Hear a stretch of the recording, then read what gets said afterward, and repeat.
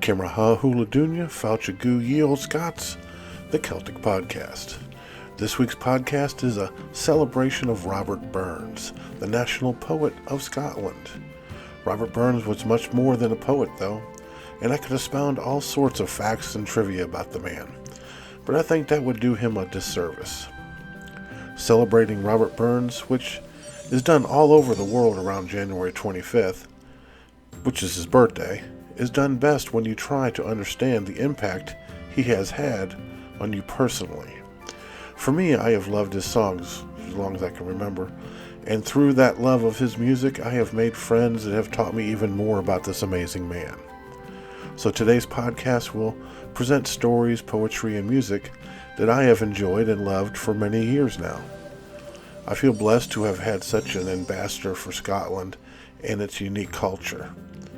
My good friend Jamie McGeechan, who was born in Falkirk and raised in Ayrshire, the land of Robert Burns, he has released 3 albums to date: High Hopes in 2015, Roots in 2016 when he recorded the songs of Robert Burns live inside of Burns's cottage in Alloway, Scotland, making history as the first person to do that. And of course Midnight Kingdom in 2020, which was nominated for Scottish Album of the Year. So, without further ado, Jamie McGeechan with Green Grow the Rashes O. Robert Burns, born January 25th, 1759, and he died July 21st, 1796.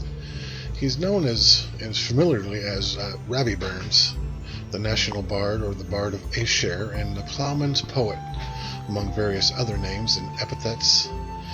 He was a true Scottish poet and lyricist. He is widely regarded as the national poet of Scotland and is celebrated worldwide.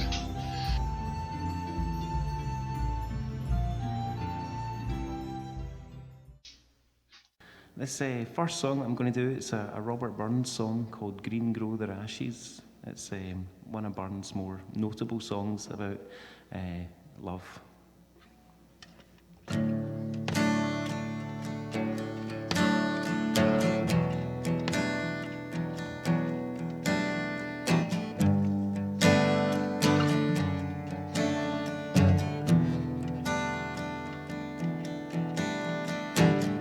Green grow the rashes, oh, green grow the rashes, oh, the sweetest hours I ever spent among the lassies, oh.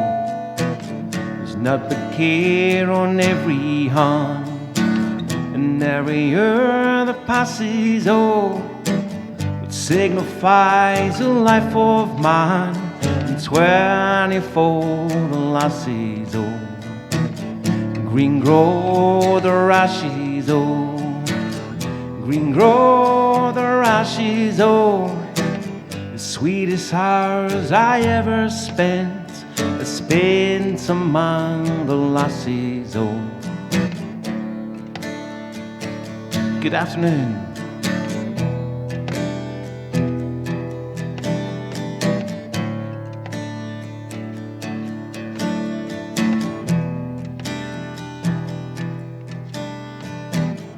Worldly race me riches chase, and riches still me fly them all.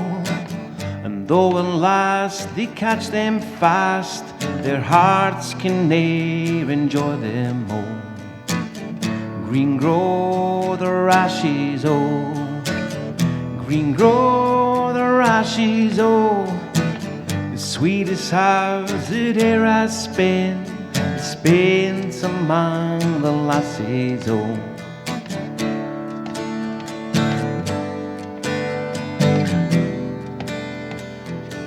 Among the lassies, oh,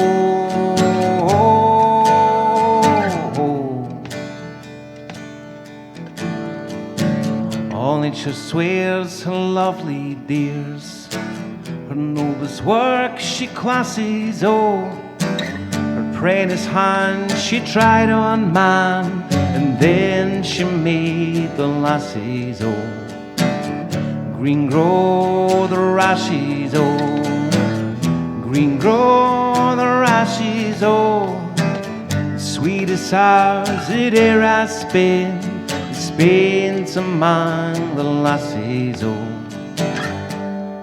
And I spent among the lassies old. And I spent among the lassies old. And I spent among the lassies old. And I spent among the lassies old.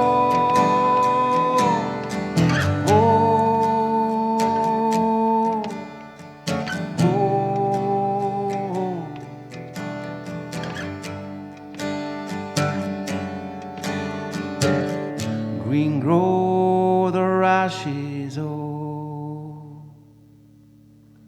Thank you. A wee story about Robert Burns and his trip to Rosslyn Castle. Robert Burns' trip to Rosslyn Chapel. By Jeff MacDonald. On midsummer 1787, Robert Burns walked from Edinburgh to watch the sunrise over Rosslyn Castle.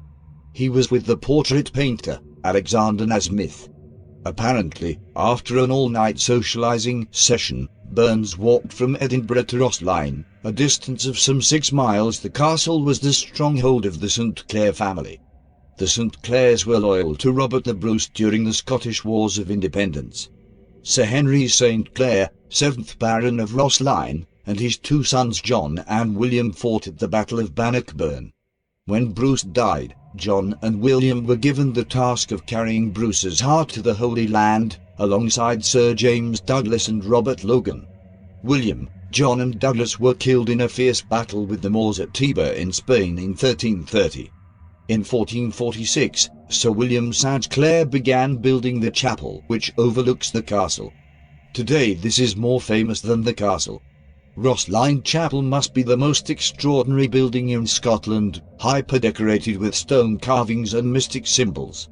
Robert Burns was born in 1759 during the Age of Enlightenment, but also in a time when the country superstitions and supernatural beings were an integral part of folk belief. The landscape of Burns was one where the natural rhythms of nature were much more intertwined in the day-to-day of working life. Some of his poems show a snapshot of country traditions and beliefs at the time, imbued with his sense of humour and satire. Burns was familiarized with tales of the supernatural and folk belief through Betty Davidson, an old maid of Robert's mother who often stayed with the family when Robert was a young boy. Betty had a large collection of folk tales and songs about the supernatural and recounted many of these tales to Robert, which fired his imagination from an early age. He said about Betty Davidson, "In my infant and boyish days too, I owed much to an old maid of my mother's, remarkable for her ignorance, credulity and superstition. She had, I suppose, the largest collection in the county of tales and songs concerning devils, ghosts, fairies, brownies, witches, warlocks, spunkies, kelpies, elf candles, dead lights, wraiths, apparitions, cantrapes, giants, enchanted towers, dragons and another trumpery." Burns was skeptical about the supernatural and poked fun at some of the country beliefs of his contemporaries in his poems. However, he admits in a letter to Dr. Moore that those early tales of childhood had so strong an effect on my imagination that to this hour, in my nocturnal rambles, I sometimes keep a sharp lookout in suspicious places. And though nobody can be more skeptical than I am in such matters, yet it often takes an effort of philosophy to shake off these idle terrors.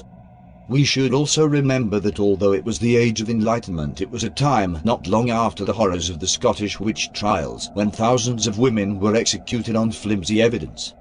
Fueled by religious paranoia, the Witchcraft Act was repealed in 1736 in Scotland, only 23 years before Robert's birth, and the last trial and execution were in 1727. The fear of the devil, witchcraft and the supernatural was still very real for many people. The Calvinistic Church also had an influence on these beliefs, as the devil and his minions were placed in the role of a direct and present threat to God's word. Robert Burns was a man with an eye for a story. During his trip to Rosslyn, he breakfasted at Rosslyn Inn. Perhaps, while he was there, he heard rumours of some of the tales attached to Rosslyn Castle and its chapel. Interestingly, Tam O'Shanter came to life in 1790, when the noted English antiquarian Francis Grose was writing his second volume of Antiquities in Scotland. Robert Burns asked him to include a drawing of Kirkalloway. He agreed to this on the condition that Burns would write an accompanying poem. Grose and Burns soon became friends. One of the myths about Rosslyn Chapel would be included in Grose's works, possibly at Burns' suggestion. A similar event is recorded in Tam O'Shanter. Next is Jamie McGeechan again with Man's a Man for All That.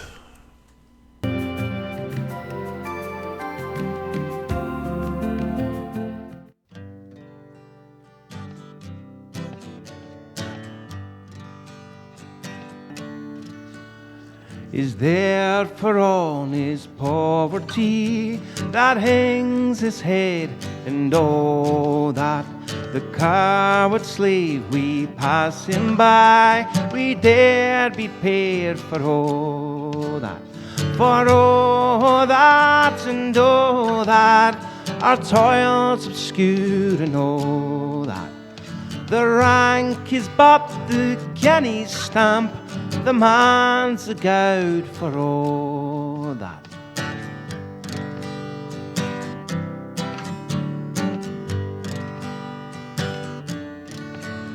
What thou unhamely fare we dine, were hoard and grey, and all that. You fools are silks and knaves are wine, a man's a man for all that. For all that, and all that, their tinsel show, and all that. The honest man who else he pair is king of men for all that.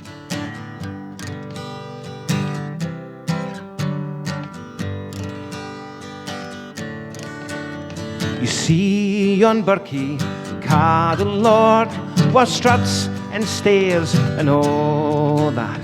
Though hundreds worship at his might, he's but a coof for all that. For all that, and all that, his ribbon star and all that. The man who independent mind, he looks and laughs at all that.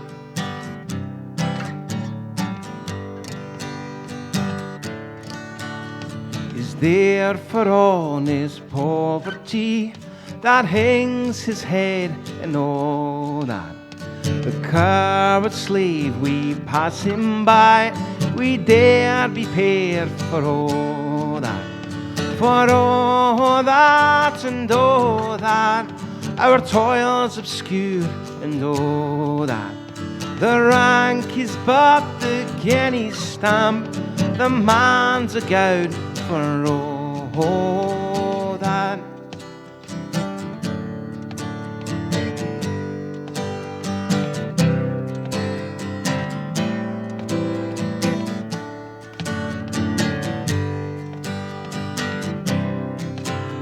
For all that, and all that, it's coming yet for all that. That man to man the world shall brothers be for all that. Next is a reading of Burns' poem To a Mouse, with a modern translation afterwards.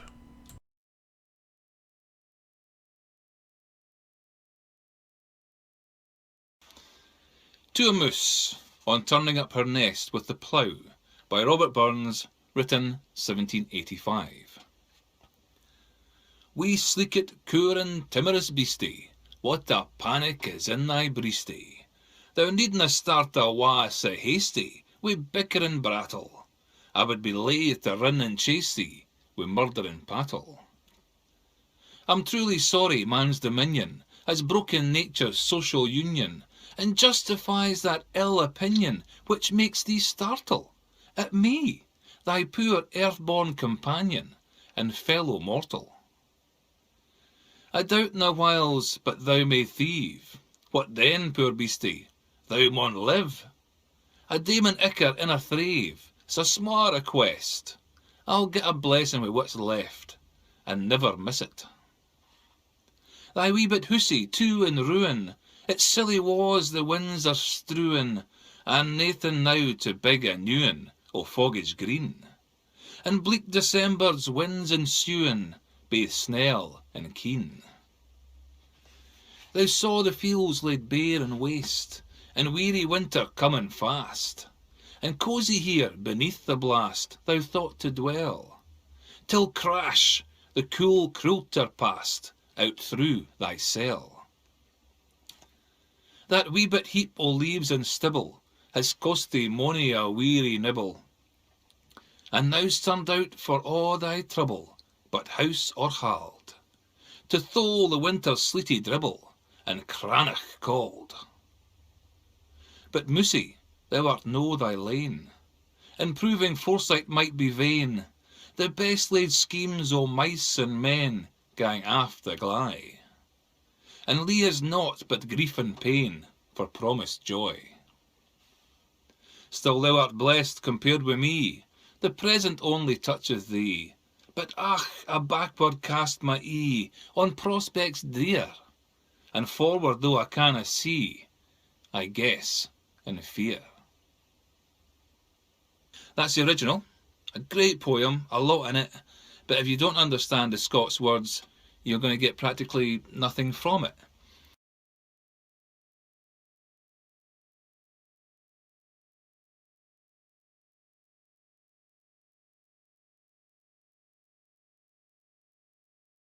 To a Moose on Turning Up Her Nest with the Plough by Robert Burns, 1785, a modern translation. Small, sneaky, cowering, fearful animal, oh what a panic is in your heart! You need not run away so quickly, with argumentative chatter. I would be loath to run and chase you, with a murdering plough handle. I'm truly sorry man's dominion has broken nature's social union, and justifies that bad opinion, which makes you jump with fright at me, your poor earth-born companion and fellow mortal. I doubt not at times you may steal. What then, poor animal, you must live. An odd ear of corn and a bundle of 24 is a small request. I'll get a blessing with what is left, and never miss it. Your small house too in ruin, its silly walls the winds are blowing away, and nothing now to build a new one, no grass that's green, and bleak December's winds are coming, both bitter and sharp. You saw the fields laid bare and waste, and weary winter coming fast, and comfortable here beneath the blast you thought to dwell, until crash the cruel plough blade passed out through your small house. That small heap of leaves, grass and hay has cost you many a weary nibble. Now you're thrown out for all your trouble, without house or property, to suffer the winter's sleety dribble and frosty cold. But mouse, you are not alone, and proving foresight may be vain. The best laid schemes of mice and men often go wrong, and leave us nothing but grief and pain instead of promised joy. Still, you are blessed compared with me. The present only touches you, but oh, I backward cast my eye on prospects bleak, and forward, though I cannot see, I guess and fear.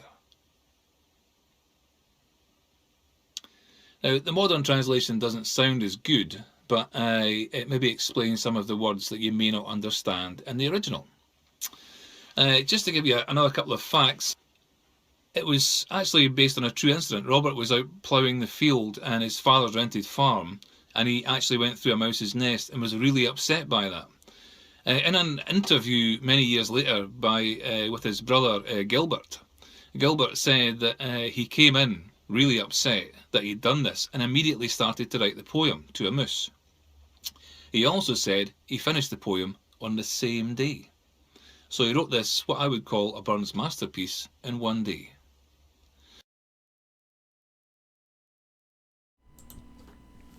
All right, I'm going to let you go with one last song from Jamie McGeechan, Bonnie Wee Thing. Robert Burns, born January 25th, 1759, and he died July 21st, 1796. He's known as familiarly as Rabbie Burns, the national bard or the bard of Ayrshire, and the ploughman's poet, among various other names and epithets. He was a true Scottish poet and lyricist. He is widely regarded as the national poet of Scotland and is celebrated worldwide.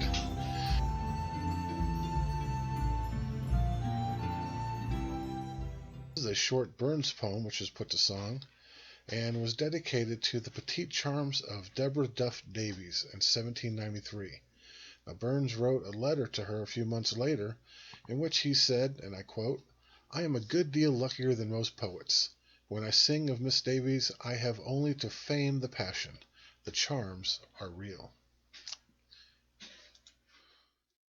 The next song I'm going to do is another Burns song. It's called Bonnie Wee Thing.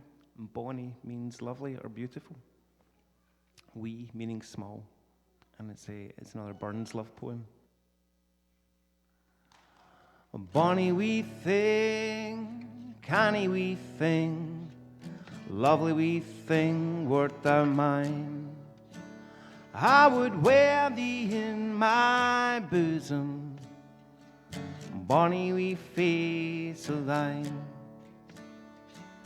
Wistfully I look and languish in that bonny wee face of thine, that my heart sounds with anguish, lest that wee thing be not mine.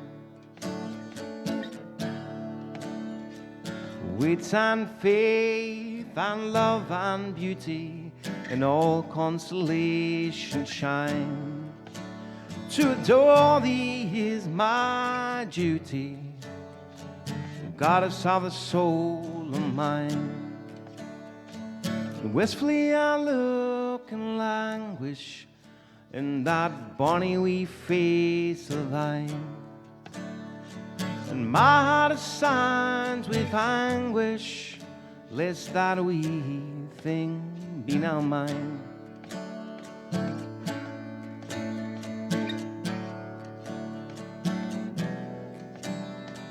Bonny wee thing,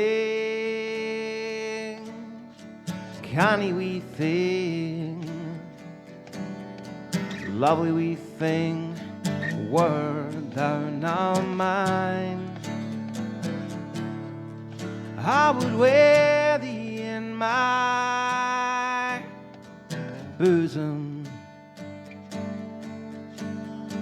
goddess of the soul of mine.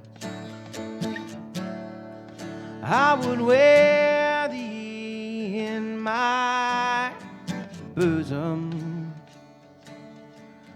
lest that wee thing be now mine. Bonny wee thing of mine. Thank you. Thank you. If you're already a subscriber to the Ye Olde Scot YouTube channel and enjoy the variety of interesting videos and podcasts that we produce weekly, then you should join us on the Ye Olde Scot Facebook group. Not only do you get all the great videos you already enjoy, but so much more. Come and connect with your Celtic community here on Ye Olde Scot Facebook group.